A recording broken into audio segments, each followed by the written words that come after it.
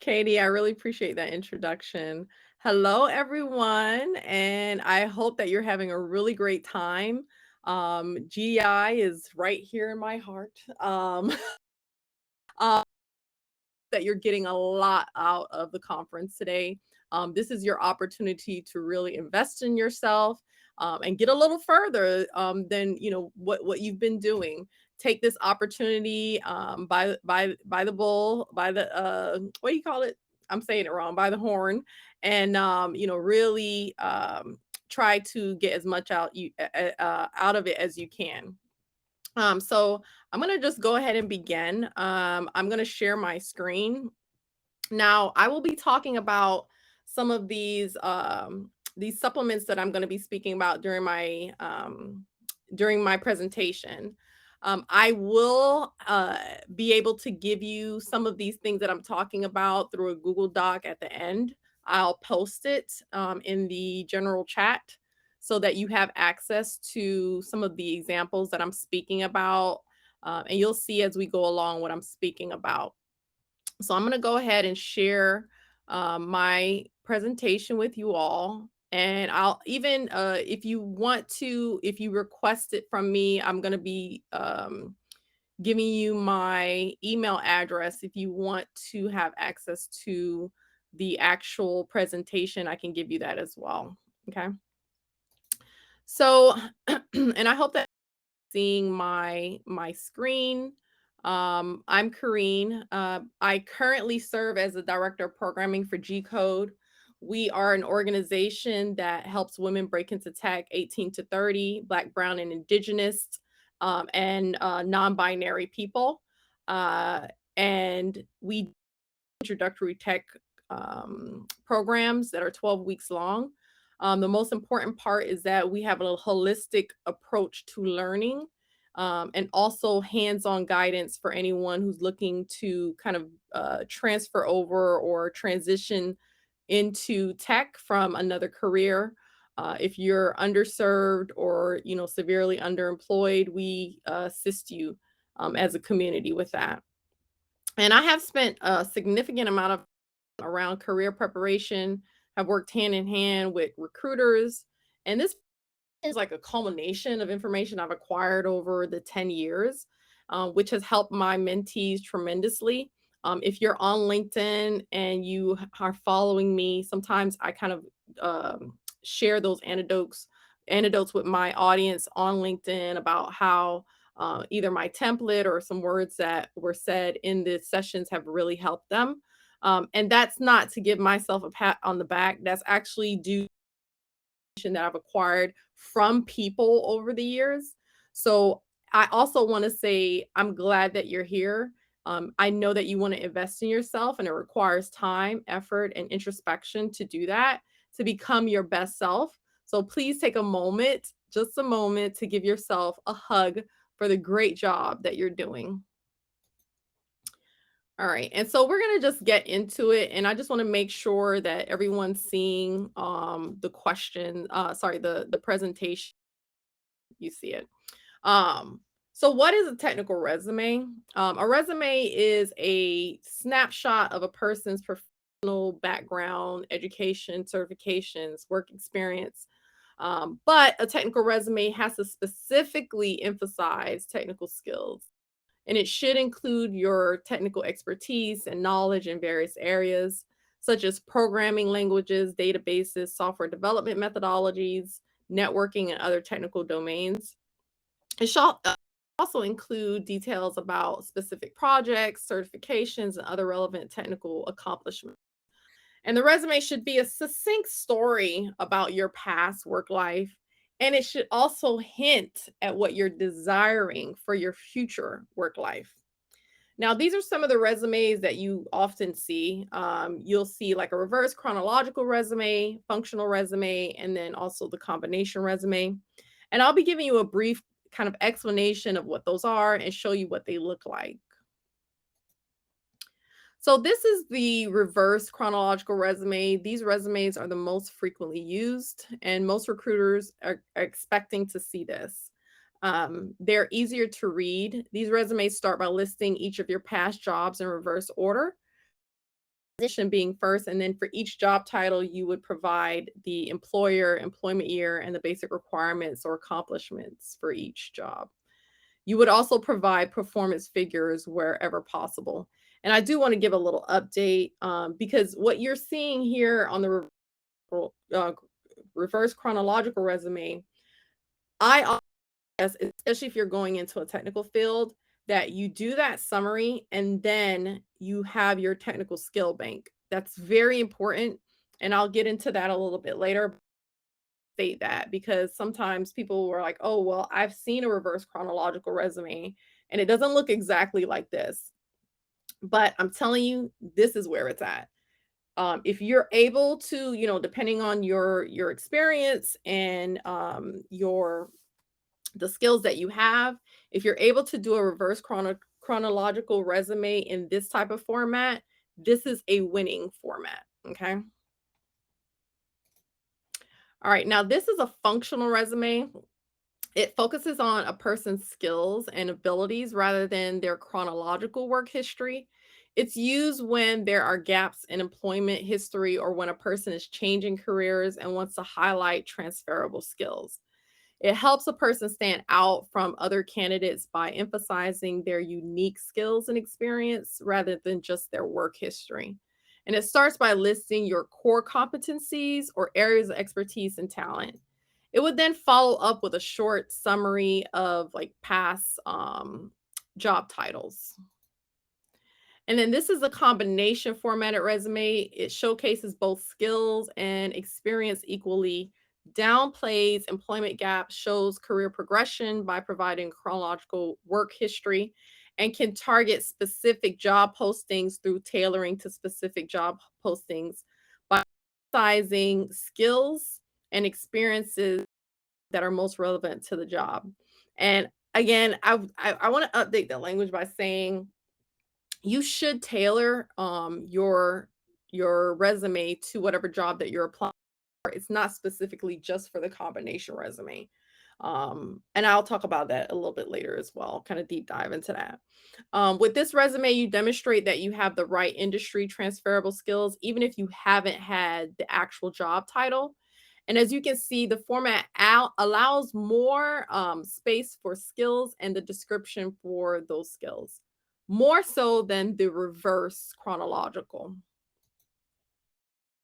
Today's session will be focusing on the standard reverse chronological resume and all that it entails.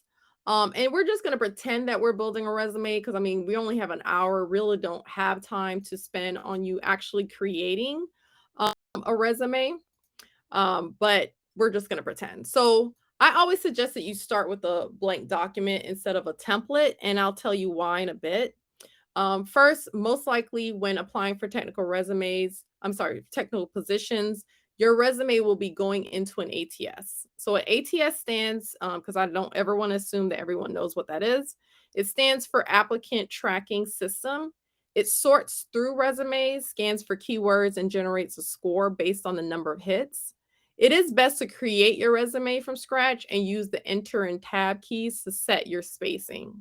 Resume templates often contain columns, headers, footers, and text boxes, and the ATS has a hard time reading fancy formatting.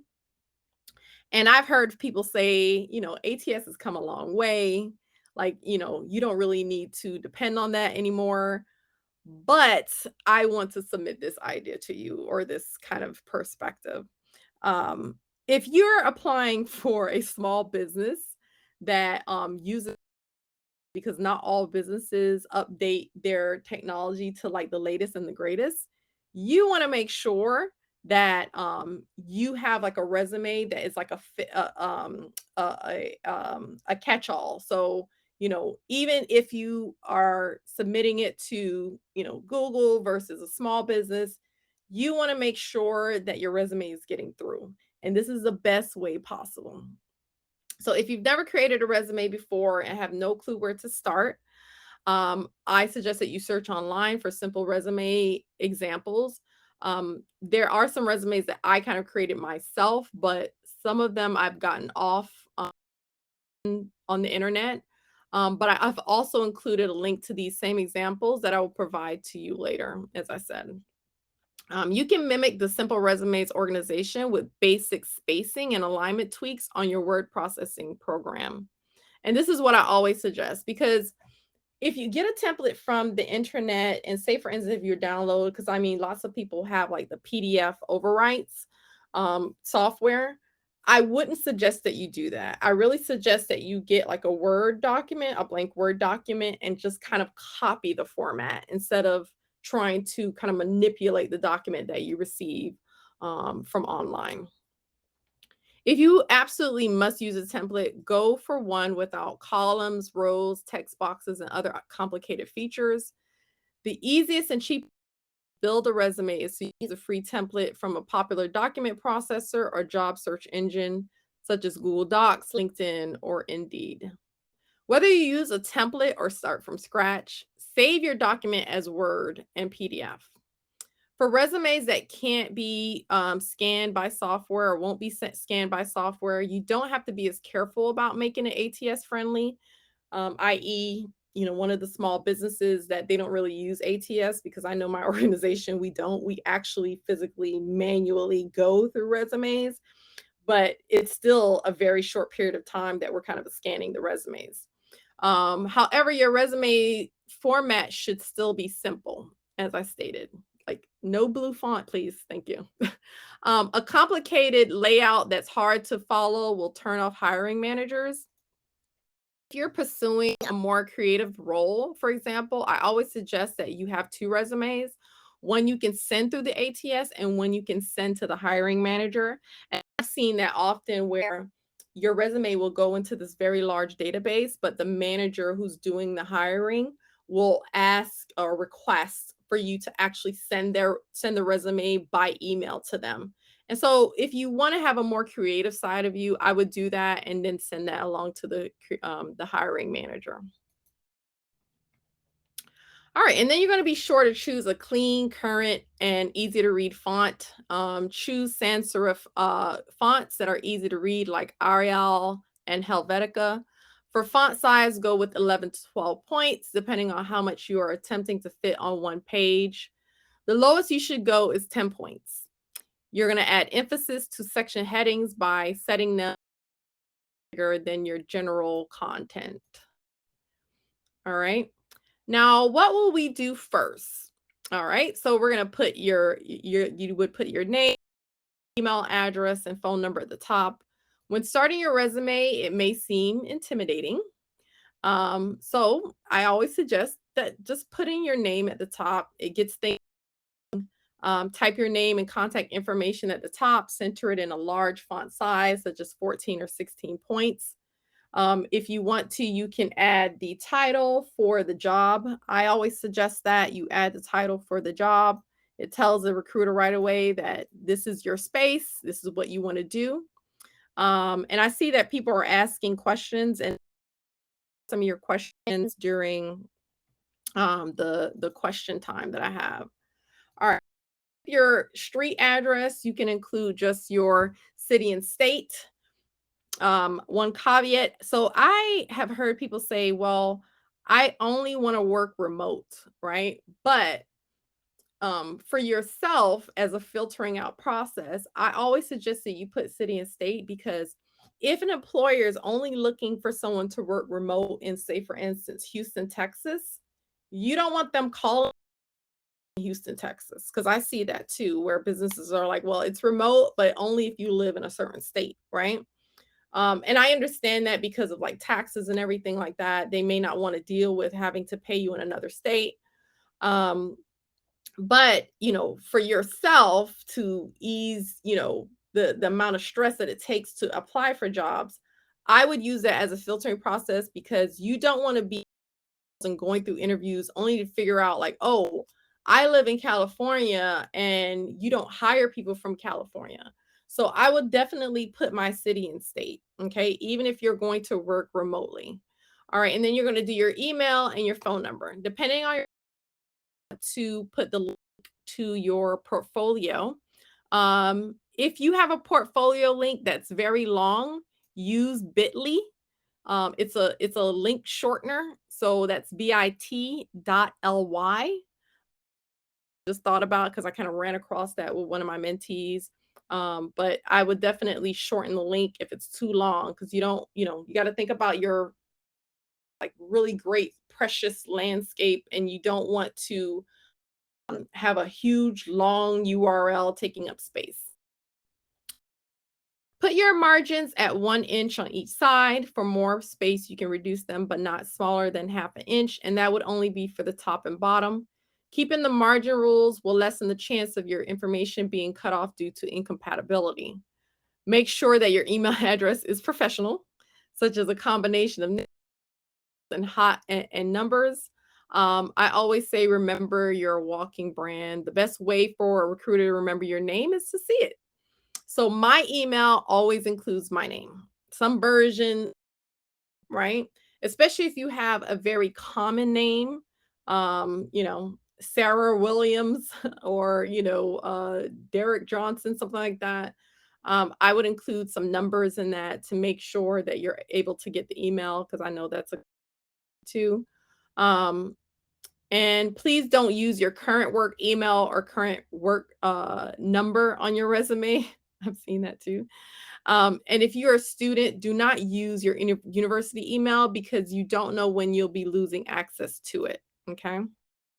I mean, there are certain colleges that will let you use your email forever, but I think that there are some colleges that you will definitely lose access to it at some point. Okay. All right. And now organizing your content in order of importance. So after starting with your name and contact information, we're going to go into prioritizing key skills and knowledge and experience and your projects. Most resumes are in reverse chronological order, but don't use that if your prior experience is more relevant than your current position. You can use another method like a combination or functional resume that I showed you previously, and I'll give you access to examples.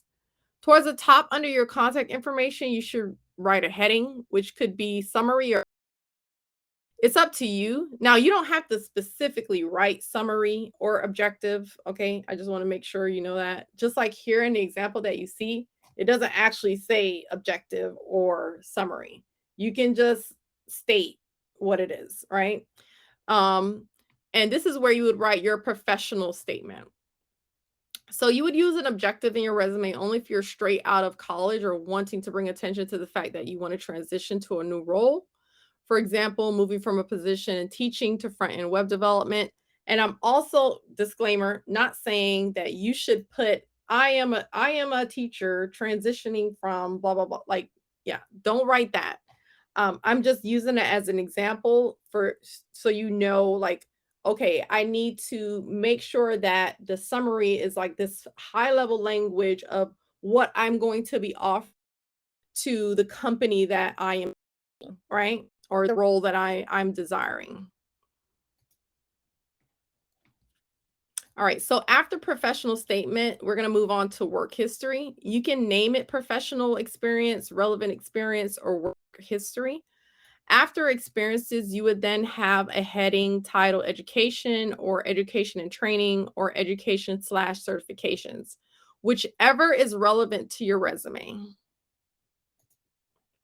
And it's also important for you to use spacing, bold, italics, underlining, and capitalization consistently to add emphasis for your like a slightly bigger font size than your general content and set that to bold.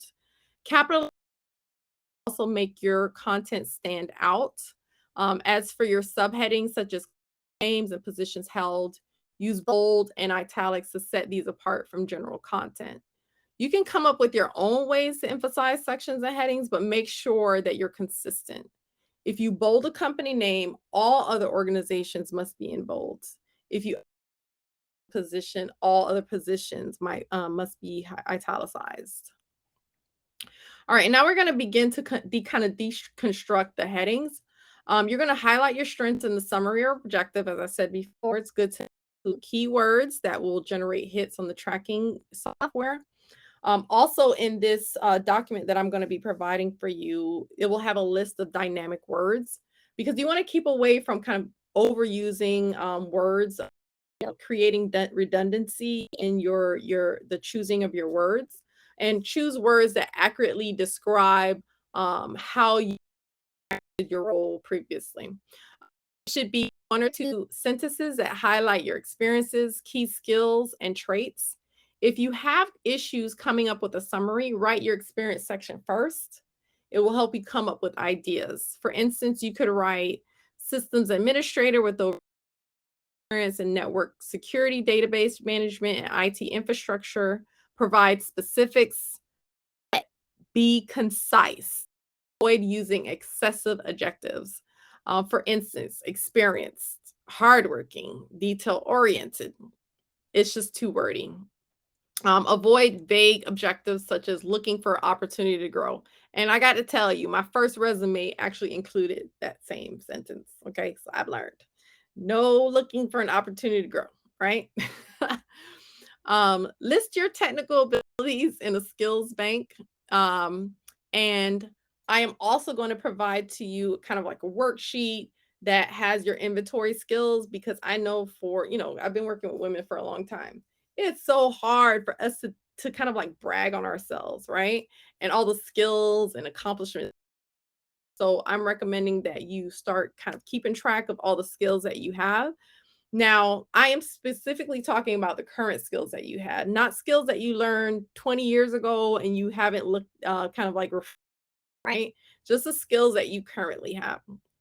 I mean, you can keep like a running track of them so you know what you did know versus what you now know, but um, only include current skills on the technical resume. Okay, so that skills bank, right? Listing your skills in a bank for quick reference and to generate ATS hits. It really details how you will be an asset to that company, right? You're going to organize your skill bank in subcategories if possible, such as operating systems, software, and programming languages. You're going to look at the job description, use those key words from there. Be careful to only include abilities you actually have and use. Can't say that enough. If you have basics, then say that. But if you haven't used Java for a while, just don't include it. All right, and only include your most relevant experience instead of your entire work history. I often suggest that you have like a master resume where you list every single job, every single opportunity you've had, every volunteer opportunity. You list that in one master document, and then you create versions of your resume aside from that master, so that you're able to customize and tailor your resume whenever you want. So you're going to use strong action words and measurable quantities to describe how you've utilized your skills. In technical and jargon is sometimes unavoidable, but you shouldn't use it unnecessarily. Include key facts in each experience, subheading, the title of your position, the name of the company, the city and state of your office, the start and end month and year. Use bullet points under each position. If you can, quantify and list relevant job responsibilities. Using bullet points helps the reader to keep track of what they've read. So even when scanning the application, try not to bunch everything in. A little white space in between is necessary to reduce the appearance of clutter. Use strong verbs designed or implemented instead of writing responsible for or duties include. Write verbs in the present tense for current jobs, and then use past tense for prior experience. Make sure to emphasize measurable listing duties. Focus your content on actions, results, and how you made a difference in past positions. And I know it can be very hard for you to think of all your accomplishments off the top of your head, which is why I was referring to kind of like this brag book, which is like an achievement journal. So I want you to get in the habit of keeping what I refer to as a brag book.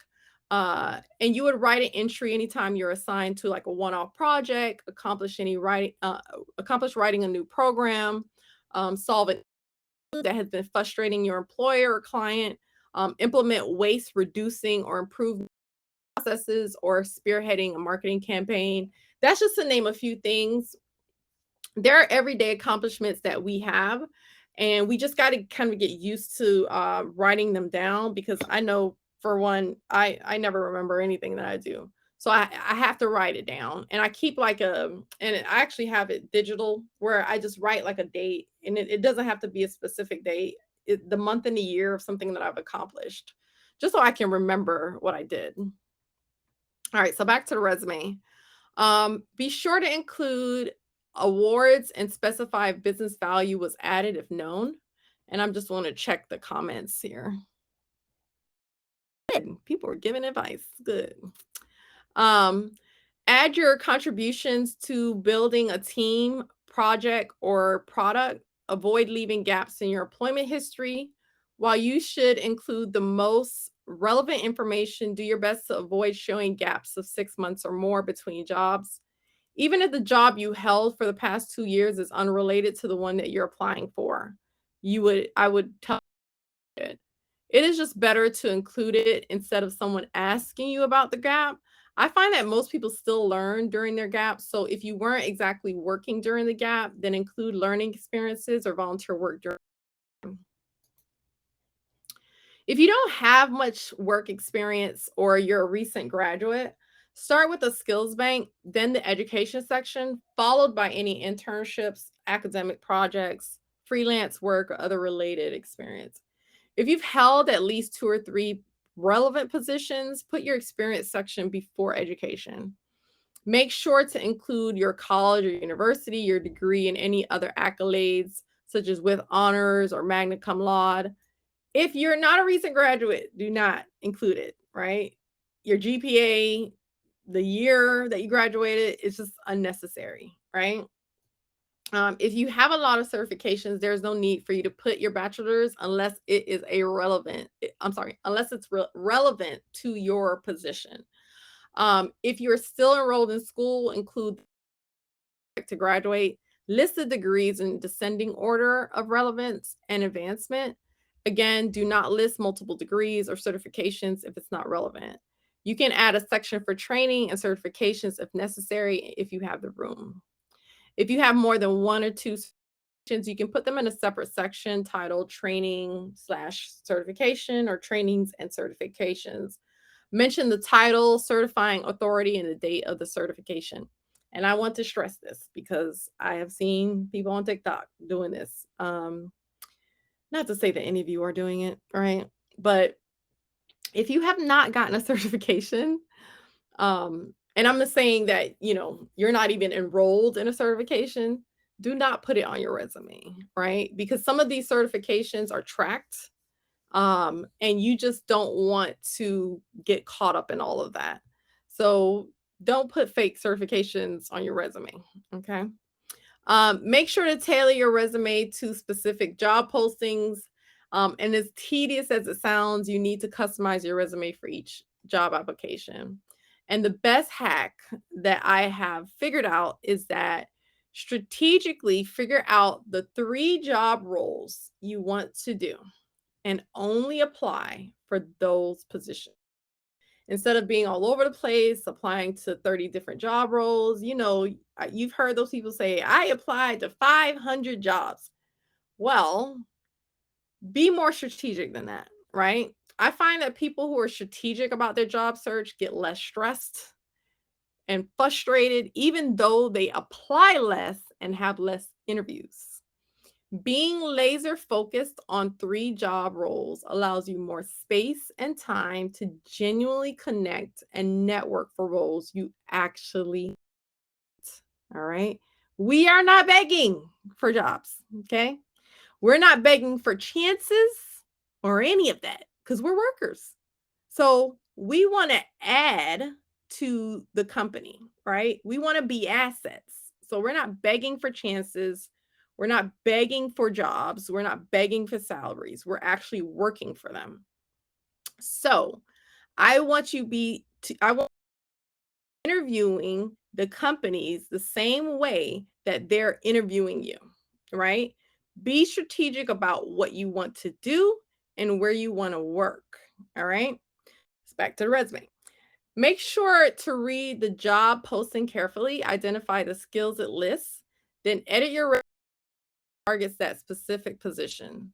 Say, for instance, if a job description lists project management skills and your resume is thin in this area, you'll need to include details that are true about executing a project through from start to finish.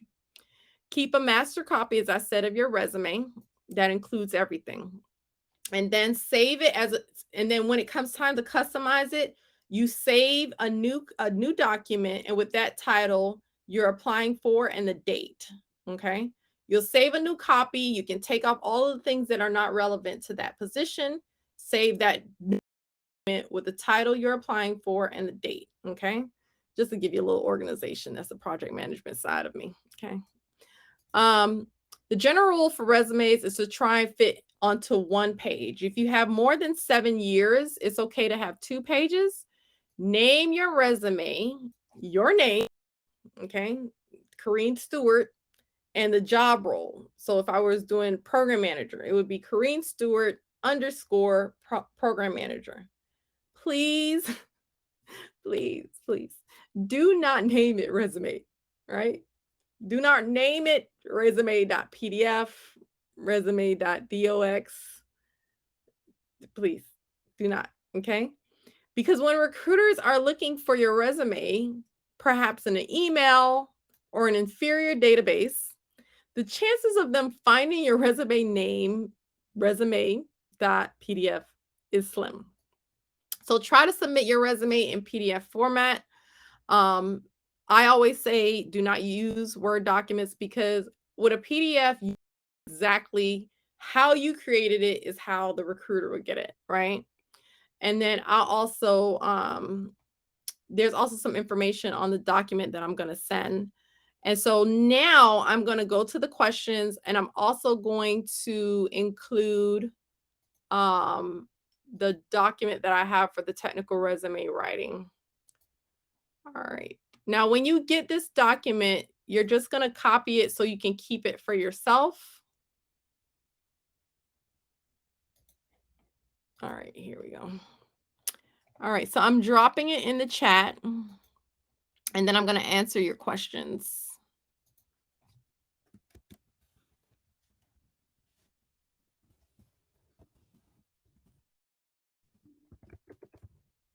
And I actually had a bit.ly for this, and I just ain't got time to find it. So y'all get in the long Google Docs link. Okay, breaking my own rules here. All right, so what we got here? Let's see, questions. All right, 3 job roles is such a good tip. Oh yeah. I thought ATS didn't read PDFs. Nicole, they do. Are there ATS systems to scan our resume? Can you clarify your question?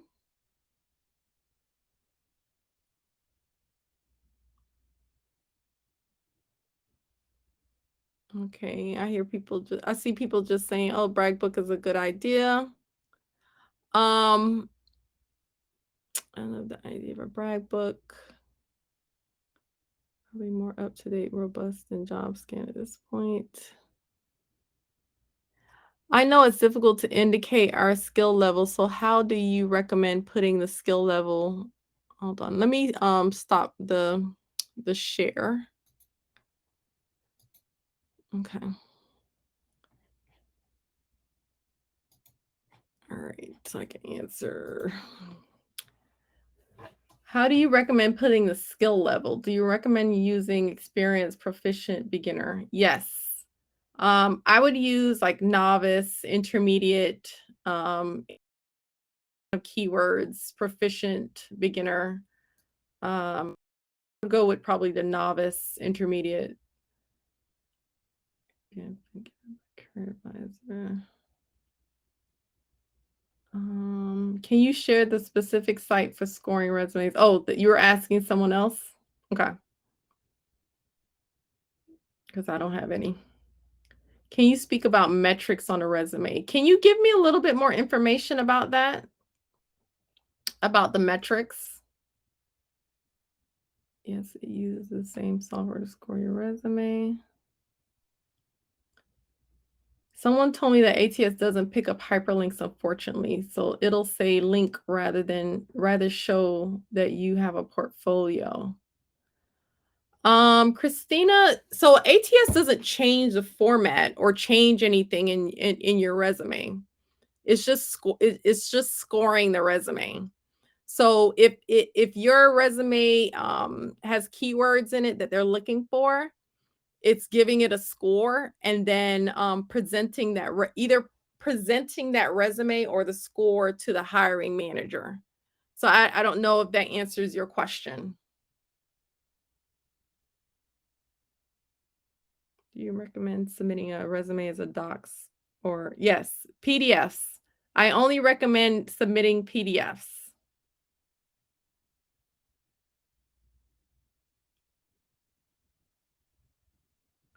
Oh, and I do want to say, I know that there are a lot of software out there with, people saying that, oh, use this to kind of like review your resume, but I don't know if they're always that great. I saw someone's resume who got 100% on one of those things, and it was really all over the place. Those resumes also weigh. They put heavy emphasis on quantifying your job role, but and I know there's kind of all kind of ways to quantify your job role, but if you truly work in a position that it's really not quantifiable, then you're not going to get those resume reviews. And someone asked if we're going to get the recording. Yes. It says the URL isn't active. It was yesterday. So that's weird. I found recently that the export to PDF function in Word works better than print to PDF because when I tried to print the document, it looked correct visually, but some of the characters were encoded wrong and weren't inputting correctly in application systems. But if I did export to PDF, all the characters looked normal. So I'm not sure about that. I guess it depends on what you're using. Are there free ATS systems where we can scan and check if our resume is good fit for the role? I don't have much information about that.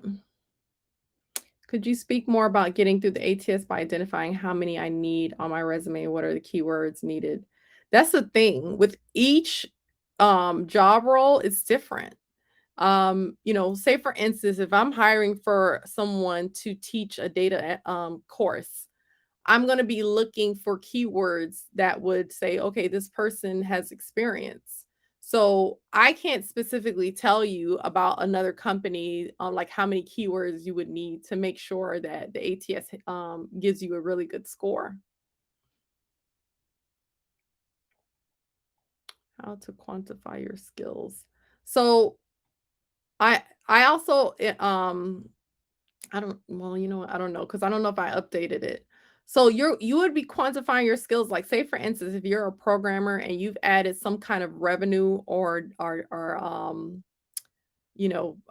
cost saving measure to your company's bottom line, that's what I'm referring to.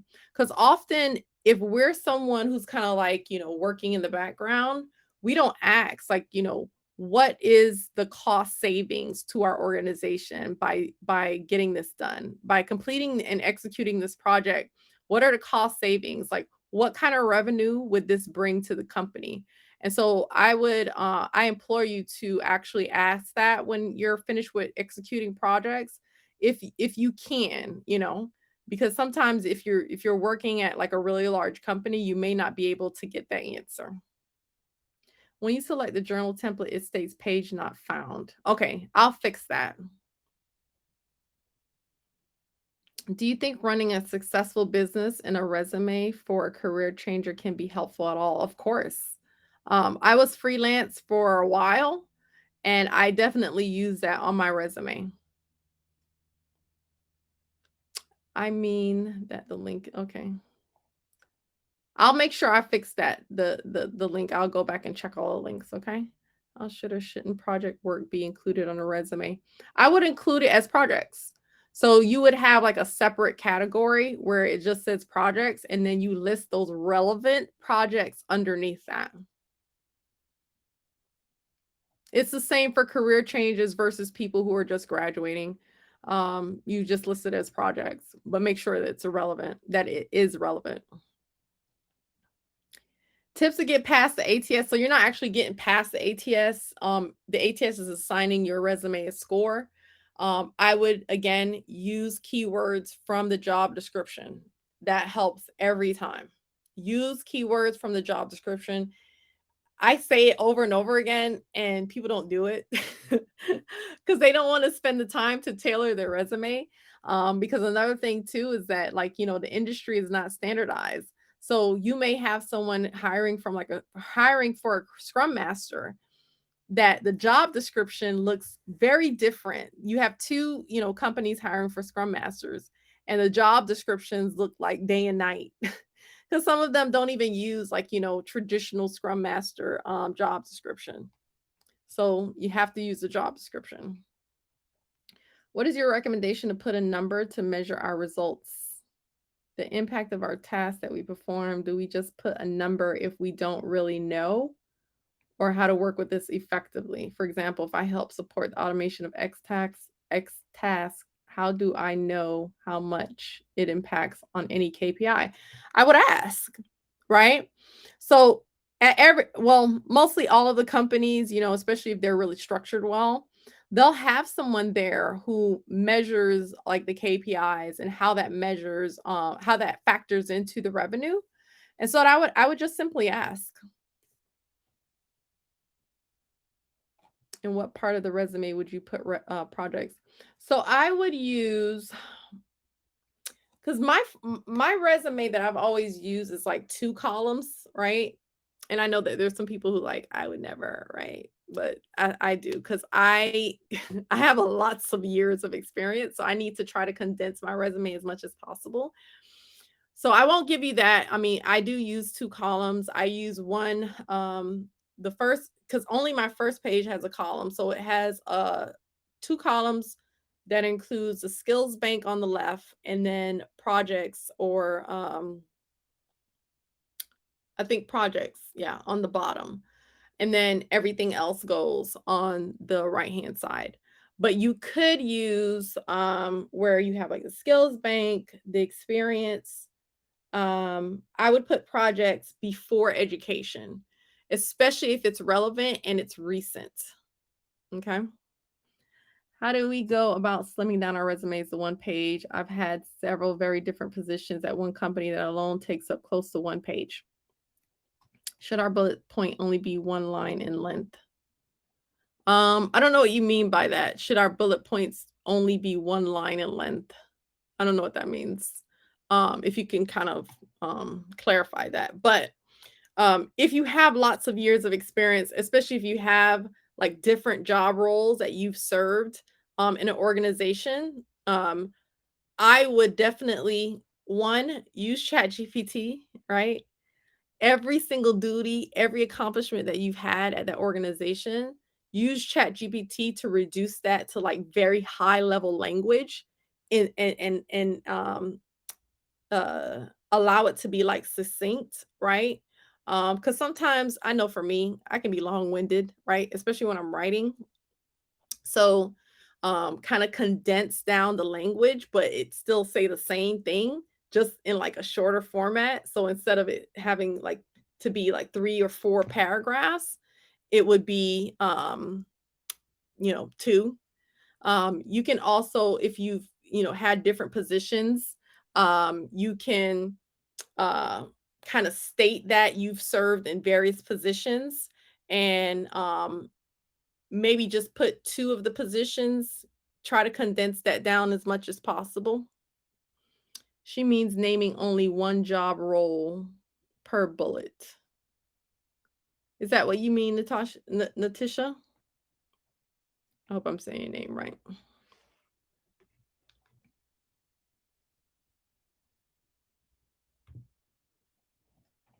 Okay.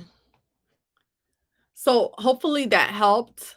I would I don't necessarily think it's necessary for you to like name the job position, then put the bullet points. I would just condense it all kind of like into one. Um I would put, come think about it, I would put the most recent and highest position that you've had in the company, and then in the description I would probably kind of reference that a little bit and then make it more succinct. Michelle says Grammarly is a really helpful tool as well. Lauren says, I think it's about keeping any bullet point sentence to fit on one link. Well, I'm sorry, one line in the Word doc instead of moving down to a second line. Um, ChatGPT has gotten a lot of negative press lately, so it's okay to use it. Definitely. I use it every day. Every day. Okay. Its reputation as cold and personal, in addition to being random, leaves me surprised at it being helpful for resumes. It's very helpful. Now, what I will caution is that you don't want to use Chat GPT and then copy and paste. You have to insert your personality into everything that you do, right? So if you see that this high level language that ChatGPT has created for you kind of leaves out some of your personality that you've injected into your resume, like just make sure that you're kind of reading over it and re-editing it to make sure that you're in there, right? And so Nicole says that I've used Grammarly for years. Yeah, and if you already are using Grammarly, then use that. Because the great thing about these editing softwares is that it gives you a lot of ideas, right? Because like say for instance, if you're doing some kind of like menial task, um, if you put it into a more high level language, like, okay, now I can see, you have my creativity moving. I can see how you can use this task that you've been doing for a number of years to transition to a higher type of task. Okay.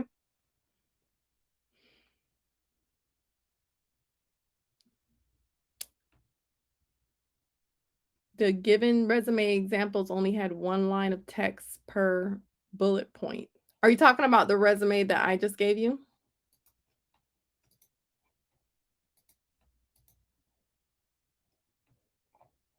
'Cause I don't see what you're talking about. Maybe it's just me throughout the presentation. Oh, because it was just an example. So if you look at the resumes that I gave you on the document, it has a lot more bullet points. But it's up to you. You can also use, because I've seen it where the resume has like a kind of like a summary for each job description, but it depends on how much space you have on your resume. Because if you haven't had a lot of jobs, and you got plenty of space. If you've had a lot of jobs, then you're gonna find yourself struggling to have space. So you can give like a description, like a kind of summary description of the job role that you did, and then list the bullet points that has the achievements, and any quantifications. ChatGPT has been a game changer for shortening things. Any tips on how you prompt it for great resume responses? Yeah, definitely. I would specifically put, because I tried to break ChatGPT. I would put specifically what I want to put in there. If I like, say for instance, I'll put a request that says, give me a description for a job role that will be on my resume. And I mean, I'm just putting it in very like general layman terms, for that's going to be placed on my resume, um and put, I will actually write all the stuff that I've done, all the duties and tasks that I've done with the job, and give me like how to quantify that, right? And be careful, because this is what I'm talking about. ChatGPT will quantify that for you, but the numbers are not going to be right. Right? It's up to you to insert those true numbers in there, right? So if it says, "Oh, I delivered 95% customer satisfaction," and trust ChatGPT uses 95% a lot, so don't use that, right? You're going to use the true numbers, all right? And so I would just use, like, in layman's terms, just tell ChatGPT what you want.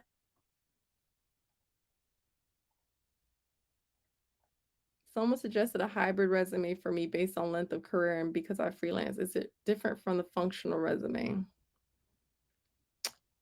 It's hybrid of what though? Because hybrid is like a combination of two things. So hybrid of what? Like a functional resume and a chronological resume? Is that what you're saying? Is it different from the functional resume?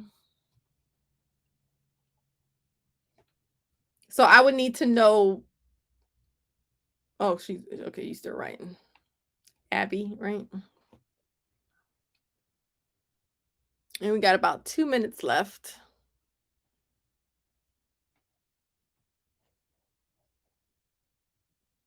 It lists summary skills, summary work, experience, education. But I don't know why you would need a hybrid resume. I'm guessing you're speaking about functional because you're not able to list every single job that you've done as a freelancer. Now, for that, what I've done in the past, because as I said, I've done freelance work, I list that freelance as one job. And within that freelance description, I actually put all the things that I as a freelancer. And if you've worked for different companies, you can use the kind of because I think you're referring to like a combination resume. And that would be fine. It's just that you got to figure out how to express that you've done all these different things, but also try to summarize them together. Yes, and because I work multiple simultaneous jobs, I often organize by category industry. Do you write freelance or self-employed? I wouldn't write either. Because I mean, well, to be fair, my business is actually incorporated, but whatever you title yourself when you're going to, get the business, I would just put that as like the business and then write the description under it. Oh, you're welcome. Yeah, so it's 2 o'clock now. Thank you all. I'm gonna go ahead and look at to see, make sure that those links work. Thank you, Diana. I appreciate that. And I hope that you guys got a lot out of this. Okay, thank you. You got a lot out of it. And I know it's a lot, right? For an hour. It's always seemed like so much. Like the resume is like 1, 2 pages, but it takes you forever to write it. So I've been where you are. So I get it. Katie. Just wanted to say thank you for that. That was awesome. Oh my gosh. Oh, it always seems like I run out of time. But you did so many great questions, and thank you for answering so many of them. It was so awesome. Oh, thank you. I appreciate it. Yeah. Okay. Well, everyone, we will send this recording out, and I think Corinne shared her email address if you want to email her and talk more or get the slides. And then we're starting our next workshop over at the GitHub, how to get your portfolio ready, so we can actually have all of those show people our work. So again, thank you so much, Corinne. We'll talk soon. Thank you, everyone. We'll see you in the next workshop. Bye-bye. Bye.